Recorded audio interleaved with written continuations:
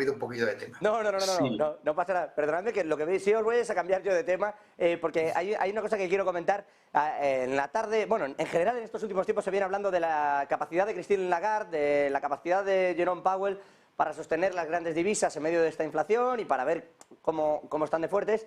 Y se viene hablando desde, perdónenme la expresión, el otro lado de ese bloque de la Guerra Fría económica, que viene a ser Rusia y China en este caso, pero cuidado porque hay muchos países de Latinoamérica también aquí, e incluso India, del apoyo que hay que hacer a otras divisas para intentar acabar con lo que han llamado la dependencia del dólar, la hegemonía del billete verde. En la tarde de ayer Lagarde dijo que cuidado porque a corto plazo no, pero esto es un movimiento que puede acabar resultando interesante y hacer daño.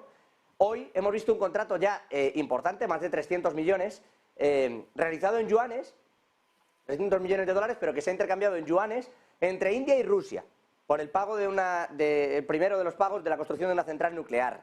Rusia pretende que luego se le pague en rublos. Es decir, se está intentando sacar todo esto de en medio. ¿Cómo veis este intercambio? ¿Creéis que se puede acabar de verdad con la dolarización de la economía? Al final, entre dólar y euro, el 80% de los intercambios internacionales, más del 80%, se realizan en estas dos divisas. Sí. Sí, Eduardo. Perdona. Sí. Digo yo. A ver, eso no es un retroceso en la globalización, eso es avanzar en la globalización.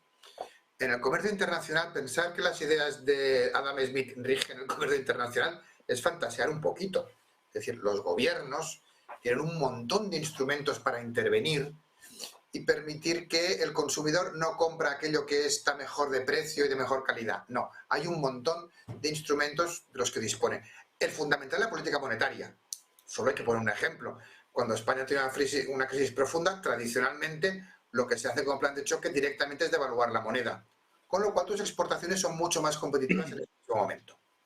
Por lo tanto, todos los países van jugando a eso, todos. Afortunadamente, la mano invisible de Adam Smith a largo plazo funciona un poquito. Entonces, lógicamente, un país con la potencia exportadora que tiene China, su moneda, aunque no les guste, va a tenerse que irse revaluando. Y la moneda india, lo mismo. La tendencia a largo plazo ha de ser esta, y no nos ha de asustar. No nos ha de asustar. Lógicamente, los países con más potencial exportador irán disfrutando de una moneda más fuerte que tenderá a revalorizarse y que se acabará utilizando más en el mercado internacional. Eso es una cosa lógica y que va a ir a más. Muy bien. Coincido completamente con lo que dice Pedro. Yo quería apuntar, yo me voy a mojar, yo voy a decir sí. Yo voy a decir sí abiertamente, o sea, no es una cosa que se nos va a sobrevenir simplemente, sino que va a pasar. Y va a pasar en un plazo de tiempo, yo creo que sorprendentemente corto, porque los plazos de la economía actual no tienen nada que ver con los anteriores. Yo recuerdo una frase, creo que la dijo Steve Jobs en su momento, que decía: ninguna compañía, incluida la mía, está lejos del riesgo de desaparecer en menos de un año. Y yo añadiría, como ha demostrado Nokia, como ha demostrado Netscape, como ha demostrado Yahoo, como han demostrado tantos otros que parecía que estaban ahí para siempre, ¿no? Y en un plazo vertiginoso desaparece. Realmente, luego hablaremos de Ucrania, ¿no? Pero realmente una crisis económica es como... Ya sé que a Pedro le gustan las citas de cine, como Los Inmortales, solo puede quedar uno. En un conflicto militar se puede llegar a un alto el fuego, en una guerra económica solo puede quedar uno, solo puede quedar un ganador. Y China tiene una poderosísima carta debajo de su manga, y es que tiene tantos dólares como casi el resto de los países reunidos, ¿no? Entonces, en ese momento le puede dar un revolcón a Estados Unidos vertiginoso. Yo creo que esto que acaba de ocurrir es un síntoma, una llamada de atención diciendo: fíjate las cosas que pueden llegar a pasar, ¿eh? O sea, ponte las pilas. Yo creo que en este momento se está dilucidando. Yo creo que después de la pandemia empieza una nueva época, una nueva etapa en la historia de la humanidad.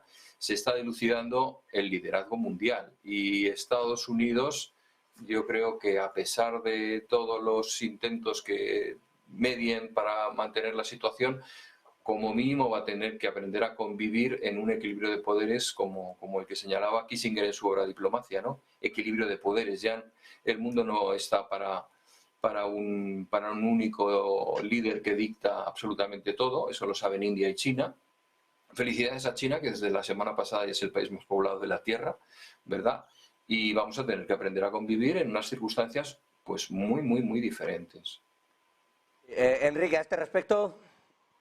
Pues yo voy a poner algunos argumentos que permiten discrepar con lo que ha dicho Eduardo, pero en definitiva no es tanto discrepar como complementar y veremos qué argumentos son los de más peso, ¿no? Pero bueno, yo creo que no debemos confundir el que, como explicaba Pedro, la fluctuación de las monedas realmente sea más libre y por tanto el valor de una moneda sea más real respecto a la competitividad de ese país, con el fenómeno de cuál es la moneda dominante, ¿no? O sea, yo creo que son dos cosas diferentes.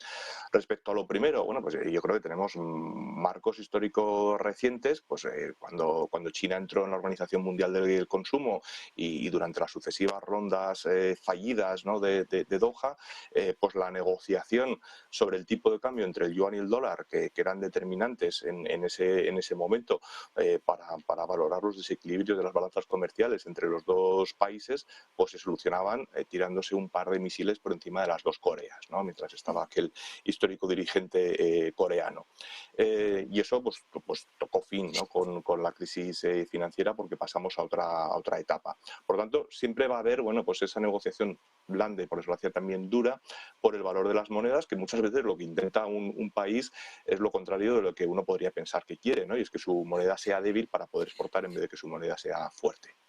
El segundo asunto que yo veo relacionado con todo esto es efectivamente ese doble juego o ese doble impacto que significa para China, ojo, y también para todos los países productores de petróleo, la mayoría de ellos, todo el volumen de dólares que tienen, ¿no?, en sus reservas, porque es verdad que es una gran herramienta que tienen, pero a su vez también es verdad que es una herramienta de doble filo, porque lo que pueden hacer es perder el valor de sus activos, que precisamente son esas reservas que tienen en dólares, ¿no? Y mirando más a Las largo están plazo, yo creo que cambiando, Enrique, perdóname, las están intentando cambiar últimamente. También son el mayor comprador de oro, nunca terminan de contar cuánto oro compran y ahí es donde van deshaciéndose de esa liquidez del dólar. Sí, pero fíjate que todo esto me lleva a otra referencia histórica que quería recordar y que yo creo que hace que este proceso, yo creo que puede ser más lento, ¿no?, del que decía Eduardo. Y es que una moneda, al final, para que sea fuerte, necesita determinados elementos detrás. Podemos citar tres, ¿no?, que quizás son los más significativos. Uno, por supuesto, es la economía y la productividad de esa economía. Otro es las instituciones monetarias que tiene detrás defendiéndolas, la calidad de esas instituciones monetarias. Y la tercera es el ejército que tiene detrás esa moneda. Entonces, ¿qué es lo que ocurre? Pues que efectivamente, aunque la economía china crezca mucho, al final la productividad de la economía americana pesa muchísimo más. Y la inversión que están haciendo en I+D, que siguen siendo los pioneros en gasto en I+D, pues lo que hace es alimentar a futuro esa productividad. Lo segundo, la fortaleza y la calidad de las instituciones monetarias que hay detrás. Pues hombre, la fortaleza y la calidad institucional de la Reserva Federal y también del Banco Central Europeo no es comparable a la entidad homóloga de China. Y la tercera que decía es el ejército, ¿no? Y evidentemente pues ahí China sí que tiene un potencial importante. Pero ¿qué es lo que vemos? Que el dólar tiene las tres cosas. Sin embargo, China sí tiene un crecimiento económico importante, aunque, insisto, en productividad está lejos y puede estar todavía lejos en el futuro, y no tiene esa fortaleza institucional. Y en el caso de Europa, ¿qué es lo que no tiene? Pues lo que no tiene es el ejército, ¿no? No lo ha tenido tradicionalmente. Y ahí hacía la referencia histórica. Recordaros que la primera vez que el euro tuvo problemas fue prácticamente nada más nacer, o casi cuando se estaba acuñando, ¿no? Que también Rusia estuvo valorando vender los activos que tenían euros, las reservas que tenían euros. Y todo esto se arrastraba también de la crisis de la antigua Yugoslavia. Y es que cuando tuvimos la crisis de la antigua Yugoslavia, tuvo que venir Estados Unidos a Europa a solucionar ese problema que nosotros fuimos incapaces de solucionarlos. ¿Y qué es lo que puso encima de la mesa aquello? Que el euro nacía sin esa fortaleza que tiene un ejército, ¿no? Entonces, en todo este equilibrio, yo el mensaje que quería lanzar es que la única moneda que cumple los tres criterios y los cumple de manera fuerte simultáneamente es el dólar. Respecto al dólar, y permitidme, ahí quedan expuestas una cosa y la otra. Desde luego, lo que parece claro, como decían Pedro y Eduardo, es que llegar vamos a llegar. No sé si para lo bueno o para lo malo, pero parece que el camino lo vamos a andar.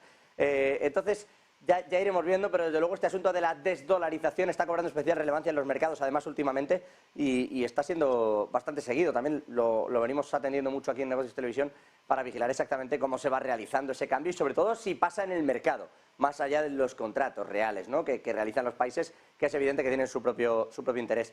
Una última cuestión, antes de dejaros marchar.